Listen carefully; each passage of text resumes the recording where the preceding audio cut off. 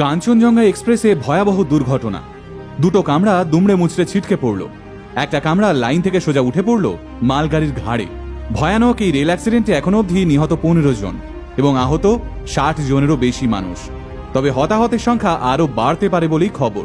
গত বছর এই জুন মাসে করমণ্ডল এক্সপ্রেস দুর্ঘটনার আতঙ্ক এখনো মানুষের মনে টাটকা। সর্বমোট 289 জনের মৃত্যু ঘটেছিল ওই দুর্ঘটনায়। এবার বছর ঘুরতে না ঘুরতেই আরও একটা ভয়াবহ রেল অ্যাক্সিডেন্ট। ভিডিও শুরুতেই জানা দরকার ঠিক কখন, কোথায় এবং কিভাবে ঘটল এই দুর্ঘটনা।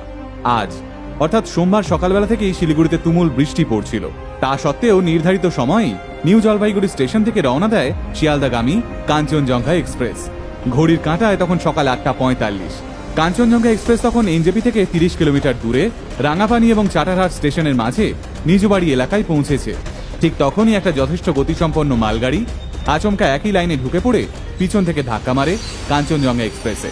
ধাক্কার অভিঘাত এতটাই হয় যে সঙ্গে সঙ্গেই কাঞ্চনজঙ্ঘা এক্সপ্রেসের পিছনে দুটো বগি দুমড়ে মুচড়ে লাইন থেকে ছিটকে পড়ে এবং আর একটা বগি সোজা উঠে যায় মালগাড়ির ঘাড়ে।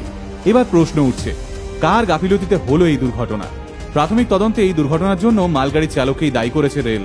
বিবৃতি দিয়ে রেলের পক্ষ থেকে দাবি করা হয়েছে মালগাড়ির চালকই সিগন্যাল ভেঙে ট্রেন নিয়ে এগিয়ে আসেন।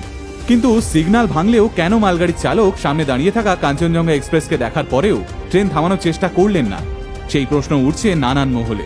তাহলে কি মালগাড়ির চালক ঘুমিয়ে পড়েছিলেন, নাকি বৃষ্টি আর মেঘলা আবহাওয়ার জন্য লাইনের দৃশ্যমানতা কমে গেছিল? পুরো বিষয়টাই এখন তদন্ত সাপেক্ষ। যদিও এই ঘটনায় মালগাড়ির চালক এবং সহকারী চালক দুজনেরই মৃত্যু হয়েছে। মারা গেছেন কাঞ্চনজঙ্ঘা এক্সপ্রেসের একজন গার্ডও। এইবার বলে দিয়ে কিছু গুরুত্বপূর্ণ হেল্পলাইন সম্পর্কে, যা বহু উদ্বিগ্ন মানুষের কাজে লাগতে পারে। নিউ জলপাইগুড়ি স্টেশনের এমার্জেন্সি নাম্বার 6287801758। হাওড়া স্টেশনের হেল্প ডেস্ক নাম্বার 03326413660। শিয়ালদা স্টেশনের হেল্প ডেস্ক নাম্বার 03323508794 এবং 03323833326। হাওড়া স্টেশনের এনকোয়ারি নাম্বার 03326402242 এবং 03326402243।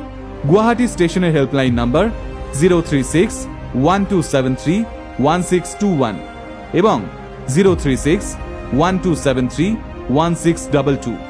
এখন অবধি কোন সরকার কি করেছে সেটা জানাটাও গুরুত্বপূর্ণ। এই দুর্ঘটনার খবর পেতেই রাজ্য সরকারের তরফ থেকে জেলা শাসক, পুলিশ সুপার, চিকিৎসকদের টিম এবং যথাযথ অ্যাম্বুলেন্স পাঠিয়ে দেওয়া হয়েছিল। ঘটনাস্থলে যাওয়ার কথাও ঘোষণা করেন রাজ্যের মুখ্যমন্ত্রী মাননীয়া মমতা বন্দ্যোপাধ্যায়। পাশাপাশি কেন্দ্রীয় সরকার এবং রেলওয়ের তরফ থেকে ন্যাশনাল এবং স্টেট ডিজাস্টার রেস্কিউ ফোর্সের দলকে কিছুক্ষণের মধ্যেই ঘটনাস্থলে পাঠানো হয়। পাশাপাশি রেলওয়ে, পুলিশ এবং স্থানীয় মানুষেরা উদ্ধার কাজে হাত লাগান। রেলমন্ত্রী অশ্বিনী বৈষ্ণবও ঘটনাস্থলে আসছেন বলে খবর। ইতিমধ্যেই প্রধানমন্ত্রীর জাতীয় ত্রাণ তহবিল থেকে মৃতদের পরিবারের জন্য 2 লক্ষ এবং প্রত্যেক আহতকে 50,000 টাকা আর্থিক ক্ষতিপূরণের ঘোষণা করা হয়েছে।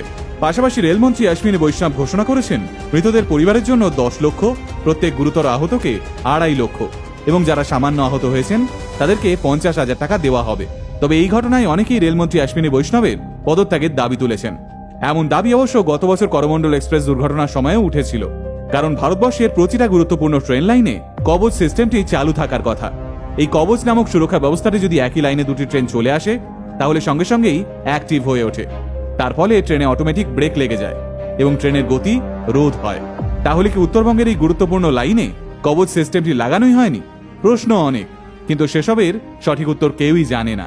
তবে যেটা জানা যাচ্ছে সেটা হলো, যেসব যাত্রীরা এই রেল দুর্ঘটনার ফলে আটকে গেছিলেন তাদের নিরাপদে গন্তব্যে পৌঁছে দেওয়ার দায়িত্ব নিয়েছে উত্তরবঙ্গ রাষ্ট্রীয় পরিবহন নিগম।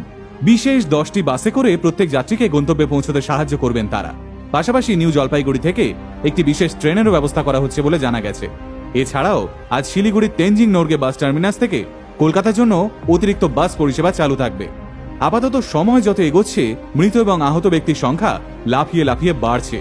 জানা নেই এই মৃত্যু মিছিল, এই স্বজন হারানোর হাহাকারে আদৌ টনক নড়বে কিনা উপর মহলের। প্রতিদিন লক্ষ লক্ষ মানুষ ভারতীয় রেলের উপর ভরসা করে ট্রেনে চাপে। তাই রেলওয়ের উচিত যাত্রীদের সুরক্ষিতভাবে গন্তব্যে পৌঁছে দেওয়া।